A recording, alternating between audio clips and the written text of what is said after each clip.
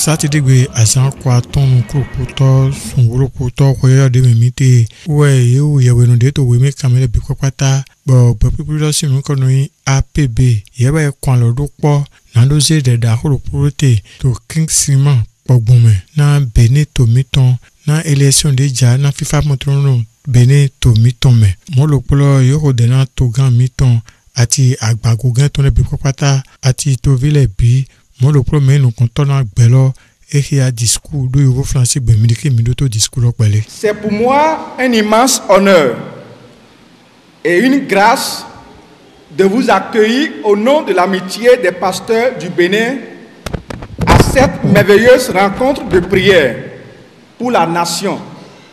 Selon les exhortations reçues de l'apôtre Paul dans 1 Timothée 2, verset 1 au verset 2. Dieu, dans sa miséricorde, a fait de nous, hommes et femmes de Dieu, des sentinelles pour notre communauté, pour notre nation. Et comme tels, nous nous devons de nous tenir à la brèche pour la paix et la sécurité de notre nation, condition sine qua non pour son développement. Ainsi, c'est avec joie, abnégation et détermination que nous nous levons comme un seul homme pour porter notre chère patrie, la République du Bénin et son Excellence, Monsieur Patrice Athanase Talon, grand visionnaire de son développement, devant le trône de grâce, afin que la main protectrice de Jéhovah Shalom continue de veiller sur nous tous. Bientôt, notre pays fera face à des échéances électorales dans un climat socio-économique et sécuritaire assez sensible. Et nous savons tous qu'un tel moment est souvent récupéré par des forces mal intentionnées pour ébranler la paix, la sécurité et le développement de beaucoup de nations. Ainsi, en tant que les Esdras, les Néhémie, les Esther, des temps modèles, nous voici prêts à apporter notre pierre de foi à la construction de notre cité et à la sauvegarde de notre merveilleuse nation, la République du Bénin. Oh, qu'il est agréable pour des frères d'être ensemble pour la noble cause qu'est la paix d'une nation, car de sa paix dépendent la tranquillité, le bonheur de nous tous qui y vivons. Sur ce, je déclare ouverte cette rencontre sous la direction du Saint-Esprit et pour la gloire de notre Seigneur Jésus-Christ. Que Dieu bénisse notre nation, le Bénin. Que Dieu bénisse le corps de Christ dans ce pays, dans le nom de Jésus-Christ. To discours logo do yoro yeho kloni na midike minuto yeho rosu. Mi meno do Jésus le. Qui parle de Jésus. Il est de l'homme normal. Que les pasteurs que les pasteurs est censé. Où que tu sois. Et tu rencontres un fidèle comme toi. Ah, faut il est déjà il est ton frère. Il est ton frère.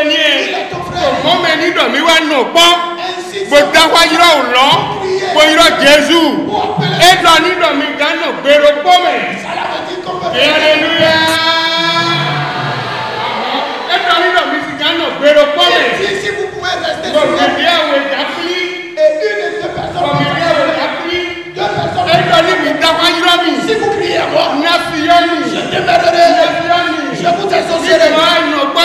Si vous n'êtes pas ensemble, si vous ne devenez pas ensemble, est-ce que ce que je dis c'est pourquoi tous les pasteurs, tous les fidèles, quand tu peux trouver qu'on a l'évangile de Jésus, il faut savoir que c'est tu peux aller à cette œuvre pour pouvoir adorer ton Dieu. La séparation ne fait pas de c'est pourquoi aujourd'hui, aujourd'hui, c'est pourquoi nous sommes pourquoi ici. le Le thème du message.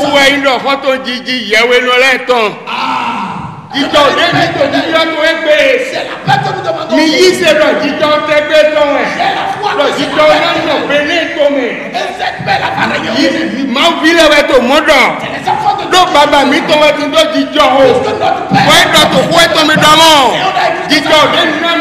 La paix qui nous a été donnée. La paix que je vous ai donnée. Ce n'est pas la paix que nous avons.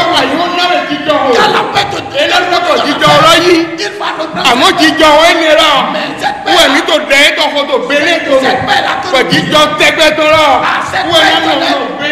c'est celle que nous désirons que ça règne au Bénin. To yawe hologodo we wa belo de lo dide midiki midoto de lo so.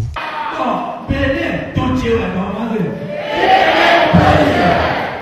Et donc, au-delà de Jérusalem, il priait pour Jérusalem. Mais Dieu t'a fait dans les amants. Tous ceux qui espèrent le bien pour Jérusalem feront le bien.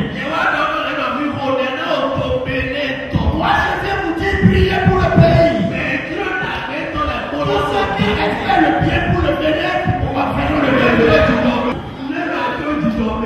Je sais bien que tu es que tu veux la paix du Bénin. Tu vas crier. Nous sommes devant le Bénin. Que la paix et la miséricorde de Dieu règnent au Bénin.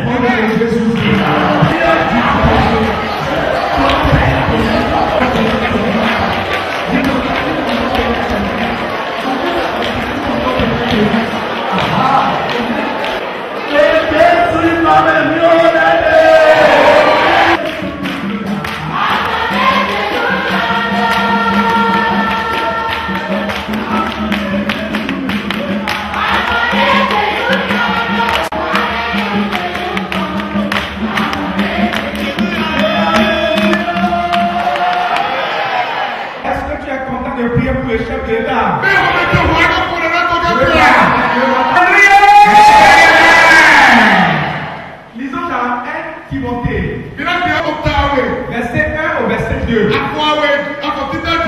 J'exhorte donc, avant toute chose, à faire des prières, des supplications, des requêtes, des actions de grâce pour tous les hommes, pour les rois et pour tous ceux qui sont élevés en dignité,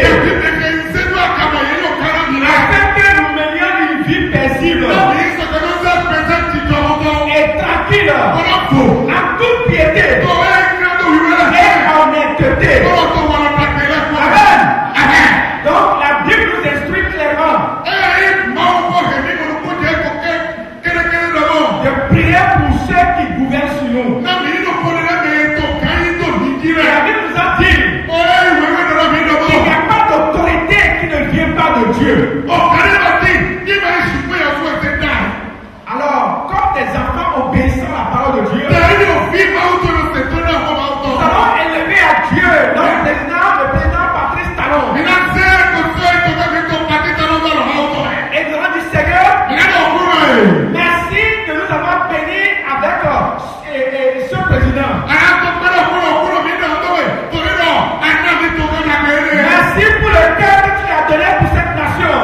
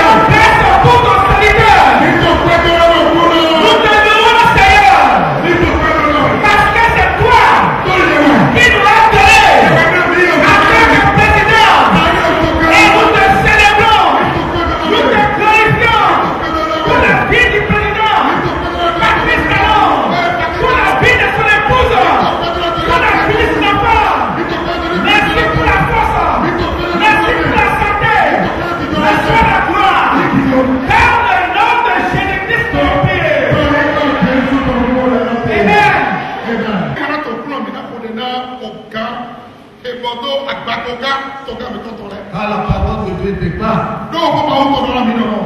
qu'il n'y a pas d'autorité qui ne vienne pas de Dieu.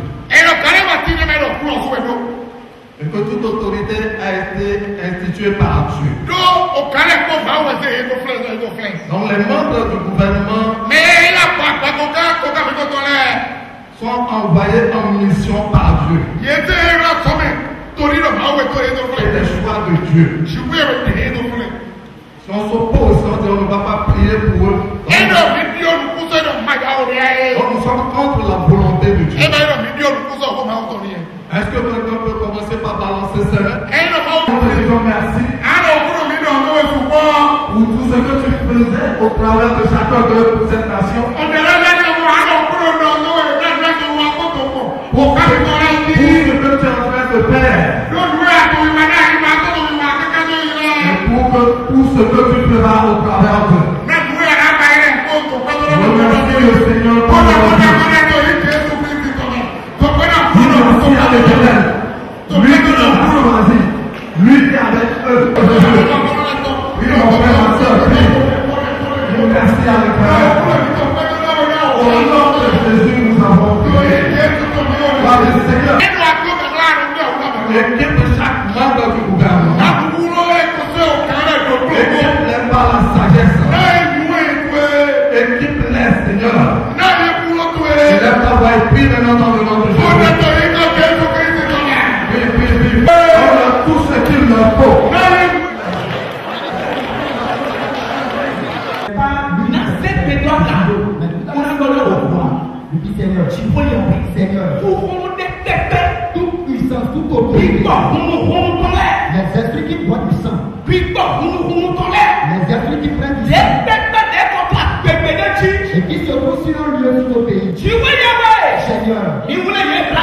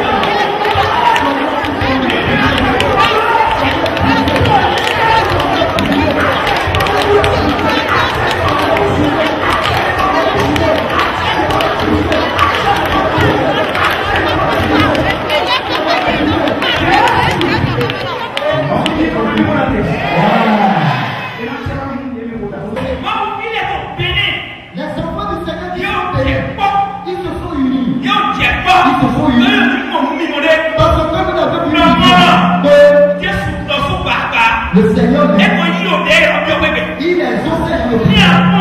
si tu regardes, tu verras que tout le monde, ils sont dans le même. Ils ont dit asseyez-vous, tout le monde s'asseye.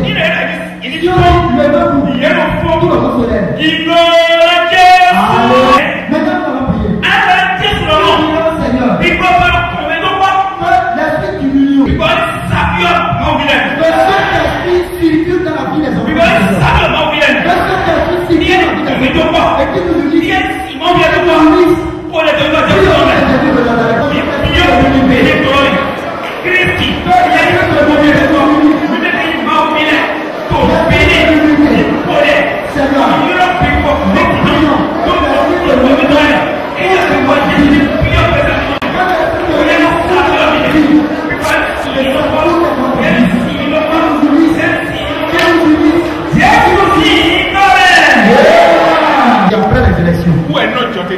que des choses se passent encore beaucoup. Ce que nous avons demandé, c'est ça que le Seigneur a fait.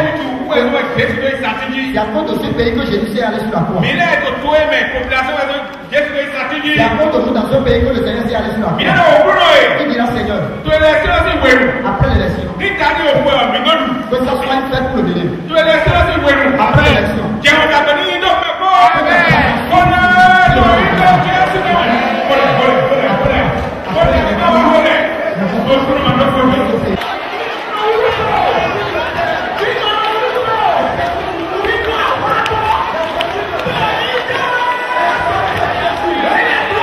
To delagodo miamo medide préfet ton ati ahoro miton bonuton po drege pabo meton po elesu yodo hogwa ri midike midoto hore elesu do. En quelques points. Mais le principal, c'est de remercier l'amicale des pasteurs du Bénin pour avoir eu cette géniale initiative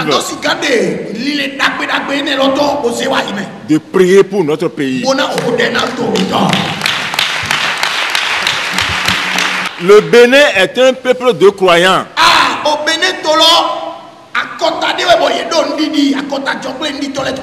Dans la diversité. Et tout le monde appelle Dieu le Créateur à sa manière. Donc, en principe, dans le respect des principes divins, la paix doit avoir droit de cité dans nos comportements.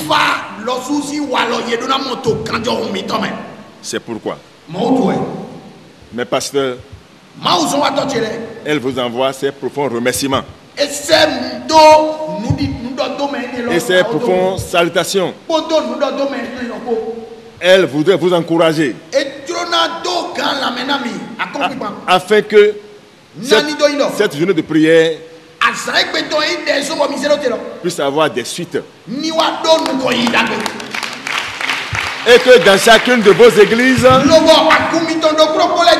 la prière continue. La sensibilisation continue.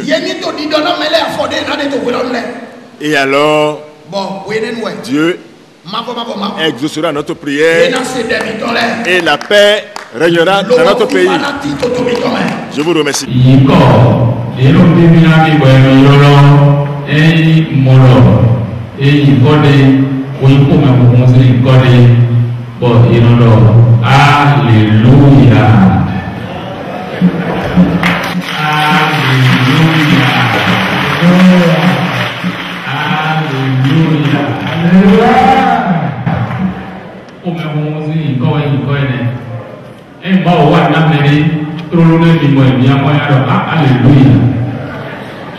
Alléluia.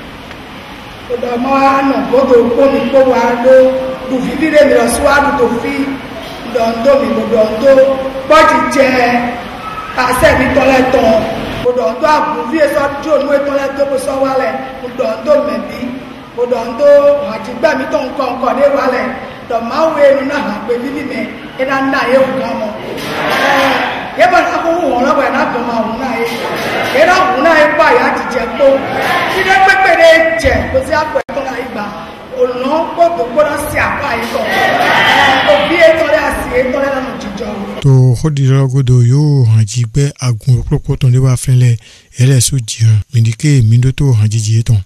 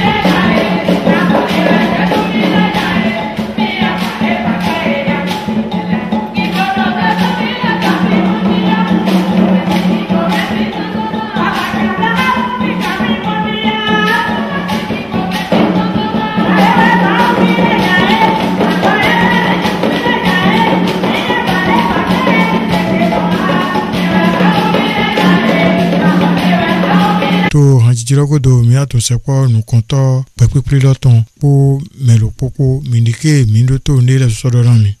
Le thème de ce jour c'est l'intercession pour la nation dans l'unité. Alors nous voulons vraiment rendre grâce au Seigneur qui a rendu cela possible. C'est lui qui nous a mis à cœur en tant que pasteur de nous unir ensemble pour intercéder en faveur de notre nation.